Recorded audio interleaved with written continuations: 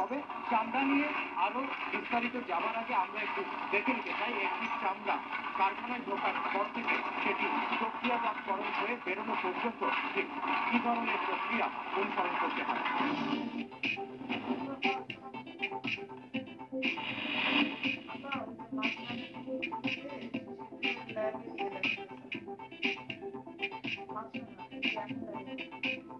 প্রথমত যে অপারেশনটা করা হয় এটাকে বলা হয় সোকিং।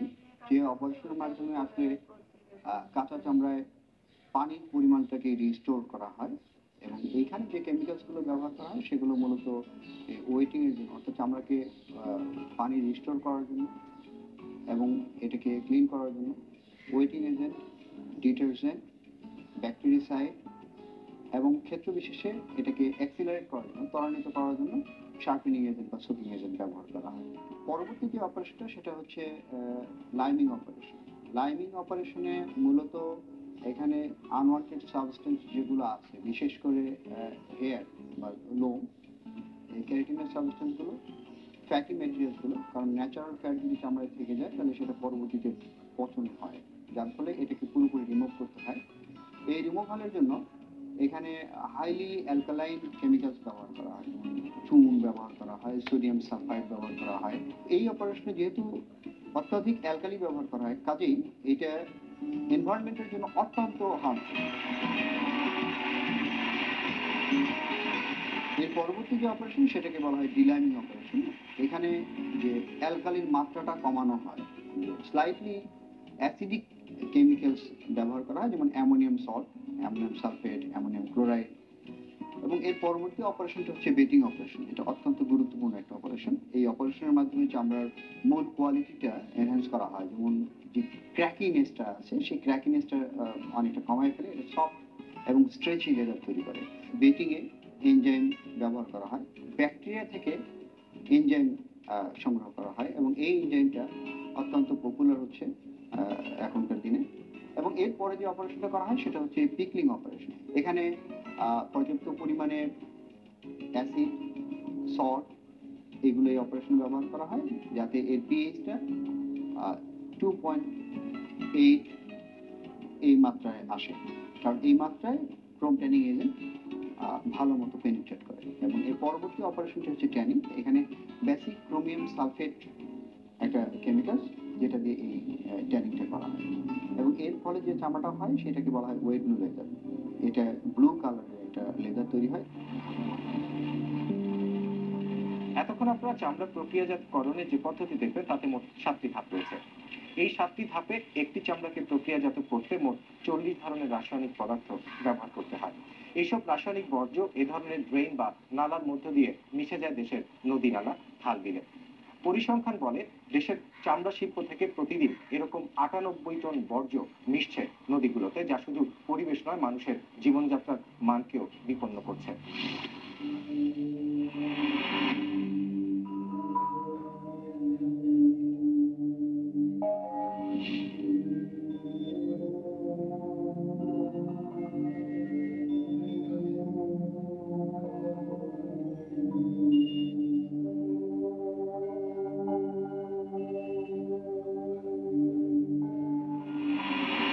চামড়া শিল্পের এই ভয়াবহ দূষণ এবং রাসায়নিকের ব্যবহার কমাতে বাংলাদেশের অণুজীব বিজ্ঞানীরা গবেষণা করে যাচ্ছেন গেল প্রায় 2 দশক ধরে। এরই ধারাবাহিকতায় ঢাকা বিশ্ববিদ্যালয়ের গবেষকরা চামড়া পরিশোধনে ব্যবহৃত একটি বেটিং এজেন্ট উদ্ভাবন করেছেন, যা এই দূষণকে অনেকাংশেই কমিয়ে আনবে। এই কাজগুলো আমরা আমাদের অণুজীব বিজ্ঞান বিভাগ, মাইক্রোবায়োলজি ডিপার্টমেন্ট যেটা আমাদের আছে সেই ডিপার্টমেন্টে একটা বিরাট টিম তারা কাজ করেছে ফর লাস্ট অ্যাবাউট 10 ইয়ার্স। এই বেটিং এনজাইম এক ধরনের জীবাণু আছে, অণুজীব। অণুজীব থেকে এটা তৈরি করা হয়। এই অণুজীবগুলি সাধারণত মাটিতে পাওয়া যায় বা ইন্ডাস্ট্রিয়াল যে অ্যাফ্লুয়েন্ট আছে সেখানে পাওয়া যায়, বিভিন্ন জায়গায় পাওয়া যায়। এই অর্গানিজমটাকে আমরা জেনেটিক্যালি মডিফাই করেছি। কতগুলি নির্দিষ্ট মেথড আছে, একটা হলো মিউটেশন করে এবং জিন ক্লোনিং করে। তো আমাদের গবেষণাগারে এই দুইটা কাজই হচ্ছে। তো আমরা মিউটেশন করে এটাকে আমরা অনেক ইমপ্রুভ করে ফেলেছি। এটা করার পর যখন আমরা কনফার্ম হয়েছি যে না, এই অর্গানিজম দুইটা জিনিস করতেছে, একটা হলো অনেক বেশি পরিমাণে এনজাইম তৈরি করতে পারতেছে, আবার পাশাপাশি যে এনজাইমটা তৈরি করেছে সেটা আমরা অ্যাপ্লিকেশনে ট্রায়াল দিয়ে দেখেছি স্মল স্কেলে যে ও চামড়া যেটা বেটিং স্টেজের চামড়া পেল্ট বলা হয়, এই পেল্টকে খুব ভালোভাবেই সে ওই নন স্ট্রাকচারাল যে সমস্ত প্রোটিনগুলি আছে যে সেগুলিকে সরাতে পারে। মানে ব্যাটিং এ যা করা দরকার, ব্যাটিং এর এনজাইমের জন্য যে সমস্ত ক্যারেক্টারিস্টিকসগুলি একটা আমাদের যেরকম এখানে বিভিন্ন সাইজের বায়োরিঅ্যাক্টরস আছে, এবং এগুলো আমরা বায়োরিঅ্যাক্টরে ছোট সাইজ থেকে বড় সাইজ পর্যন্ত সব স্টেজ আমরা প্রোডাকশনের যেই কন্ডিশনে এটা বেশি বেশি তৈরি হবে সেই জিনিসগুলি আমরা অলরেডি অপটিমাইজ করেছি। এই ইঞ্জিনটা উৎপাদন করার জন্য, তৈরি করার জন্য আমরা যে সমস্ত রাসায়নিক দ্রব্য ইউজ করেছি, র মেটেরিয়াল কাঁচামাল ইউজ করেছি, সেগুলির দাম অত্যন্ত সস্তা। আমরা দেশের কাঁচামাল যেমন আমাদের মোলাসেস, আখের ইন্ডাস্ট্রিতে একটা বাই প্রোডাক্ট মোলাসেস, এটা আমরা এখানে ব্যবহার করতে পারতেছি এবং খুব সাকসেসফুলি। প্যাটেন্টের জন্য অলরেডি আমরা অ্যাপ্লাই করেছি। প্যাটেন্ট পাস হয়ে যাওয়ার পরেই আমরা কিছুটা প্রচারও লাগবে আমাদের, এবং আমরা তখন অন্যান্য ইন্ডাস্ট্রিতেও আমরা এই ইঞ্জিনকে আমরা দেবো। এখানে যদি আমাদের এই ক্যানারিজগুলো তারা এটা ব্যবহার করে যদি দেখে যে না এটা সুইটেবল, তখনই আমরা কোনো একটা কোম্পানিকে দিয়ে দিব। এটা যে নিয়ম আছে বিশ্ববিদ্যালয়ের নিয়ম প্লাস যেভাবে একটা প্রসেসকে ডেভেলপ হইলে, একটা লোকাল প্রসেস ডেভেলপ হইলে যে পদ্ধতিতে এটাকে ইন্ডাস্ট্রি লেভেলে নিতে হয়, সেগুলো আমাদের সবই পার হইতে হবে। ট্যানারি শিল্পে অনেক ধরনের ক্ষতিকারক রাসায়নিক দ্রব্যাদি ব্যবহার হয়। তো আমরা যদি এনজাইম ব্যবহার করি তাহলে ক্ষতিকারকের পরিমাণটা অনেক কমে যাবে। এবং আমরা আরো চেষ্টা করতেছি যে এই যে আরো দুইটা প্রসেস আছে, সোকিং এবং ডিহেয়ারিং, ওখানে আমরা একেবারে enzyme chemical free process develop করার চেষ্টা করছি।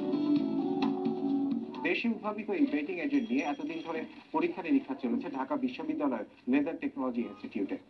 এখন শিল্পে এর কার্যকারিতা কেমন তারই পরীক্ষা নিরীক্ষা চলছে বড় আকারে।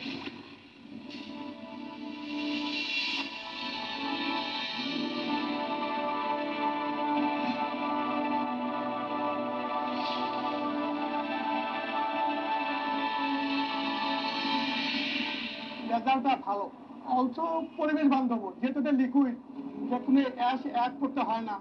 আমাদের লোকালি প্রোডাক্ট, আর বিদেশ থেকে আনতে গেলে হয়তো অনেক টাইমের ব্যাপার, এটা আমার অ্যাভেলেবিলিটি বেশি হবে। এটা আমি প্রেফার করি এইভাবে, কারণ এক্সাম সাধারণত বেশি দিন থাকলে ওই অ্যাক্টিভিটিটা কমে যায়। বিদেশ থেকে যখন আনা হয় ওরা অনেক টাইমটা বেশি লাগে, ওই অ্যাক্টিভিটিটা কমে যায়। কিন্তু আমাদের লোকাল যেহেতু প্রোডাক্ট, ওই অ্যাক্টিভিটিটা মোটামুটি সেম থাকবে। এটা এখানে তো R&D প্রপোজাল আছে, আমার মনে হয় এটা যদি একটু ডেভেলপ করে আমার মনে হয় ভালো হবে। দেশের চামড়া শিল্পে প্রতি বছর এ ধরনের 11,000 টন বেটিং এজেন্ট ব্যবহৃত হয়, যার পুরোটাই আমদানি করতে হয় ভারত, জার্মানির মতো দেশ থেকে। যারা এইসব এজেন্ট আমদানি এবং ব্যবহারের সাথে জড়িত, তারা এই উদ্ভাবন নিয়ে কি ভাবছেন? এনজাইমটা আমরা অনেক দামে কিনে থাকি বাইরের থেকে। ব্র্যান্ড কোম্পানির ভালো দাম, নন ব্র্যান্ড কোম্পানির মোটামুটি দাম। যদি এখানে এই প্রোডাক্টটা সত্যিকারই ভালোভাবে ম্যাচ করে, আমার মনে হয় হাজার না লক্ষ লক্ষ US$ সেভ হবে বাংলাদেশে। যারা সবচেয়ে বেশি ভলিউম কাজ করে বাংলাদেশে, এদের সাথে আলোচনা করেও একটা ইন্ডাস্ট্রি তৈরি করা যায়। কারণ আমরা চায়না থেকে, আমরা ইন্ডিয়া থেকে, আমরা টার্কি থেকে, আমরা বিভিন্ন দেশ থেকে আমাদের বেসিক কেমিক্যাল এগুলো আমরা এখন ইম্পোর্ট করতেছি। বেসিক কেমিক্যালটা যদি আমাদের সায়েন্টিস্টরা তৈরি করতে পারে, সেটা আমাদের জন্য অনেক ভালো হবে। দেশীয় বিজ্ঞানীদের এই উদ্ভাবন হয়তো একসময় 5 টাকার এই বেটিং এজেন্ট আমদানিকে প্রতিস্থাপন করবে, দেশে নতুন শিল্পের বিকাশ ঘটাবে এবং চামড়া শিল্পে দূষণ এবং রাসায়নিকের ব্যবহার কমাবে, এমন প্রত্যাশা জানিয়েই আজকের মতো বিদায় নিচ্ছি।